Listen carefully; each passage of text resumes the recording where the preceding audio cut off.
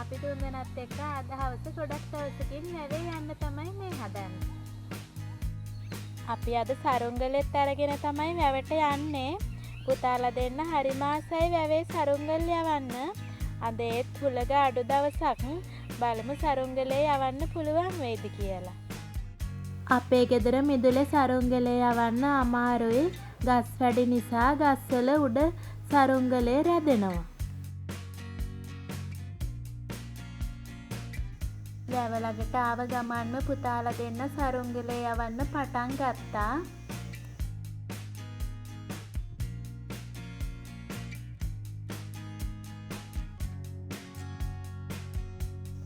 අපට පහුගිය දවස් ටිකේම පෑවිල්ල තදට තිබුණ නිසා වැවේ වතුර හිදලා තියෙන්නේ. දැන් වැවේ තියෙන්නේ වතුර ටිකයි.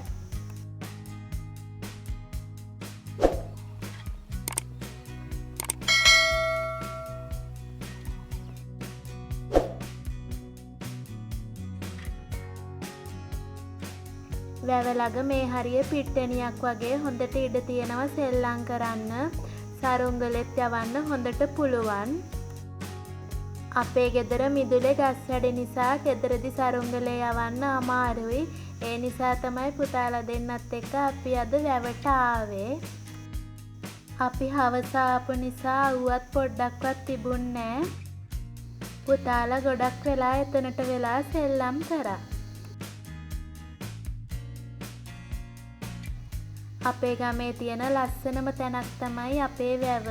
එතන හරිම නිස්කලංකයි. ඒ වගේම එතන වටපිටාවත් හරිම ලස්සනයි.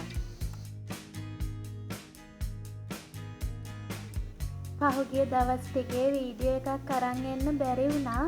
පුතාලා දෙන්නටම වාර විභාගය තිබුණ නිසා. එයාලගේ විභාගවලදී මාත් එයාලට ටිකක් මහන්සි වෙලා පාඩම් කියලා දෙනවා. ඒ කොච්චර මහන්සි වුණත් හිතට හරිම සතුටුයි. මගේ සුදු බෝලේ පන්තියේ පළවෙනි ආරන් තිබුණා. සුදු පුතාට තාම විභාග ලකුණු දීලා නෑ. නිවාඩුවෙන් පස්සේ තමයි එයාගේ ලකුණු බලන්න වෙන්නේ. මීට කලින් දවසකත් අපි මහත්තයත් එක්ක ඇවිත් වැව් කණ්ඩියේ උඩ සරුංගල් යවුවා. එදා ගොඩක් උඩට සරුංගලේ ගියා. මහත්තයාද වැඩට ගිහින් අද එයාට එන්න බැරි වුණා. පුතාලා දෙන්න ආස නිසාම මං ඒ දෙන්න එක්කරගෙන මේ ආවේ.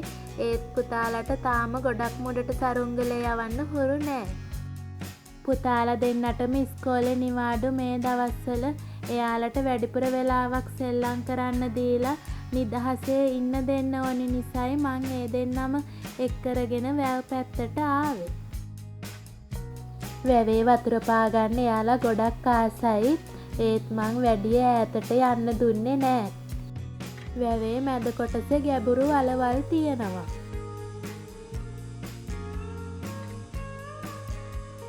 පුතාලා දෙන්න මාරුවෙන් මාරුවට සරුංගලේ ගොඩක් වෙලා යවුවා. උඩටම යවා ගන්න බැරි වුණත් එයාලා හරිම සතුටින් හිටියේ ගොඩක් වෙලා සෙල්ලම් කරන්න ලැබුණට.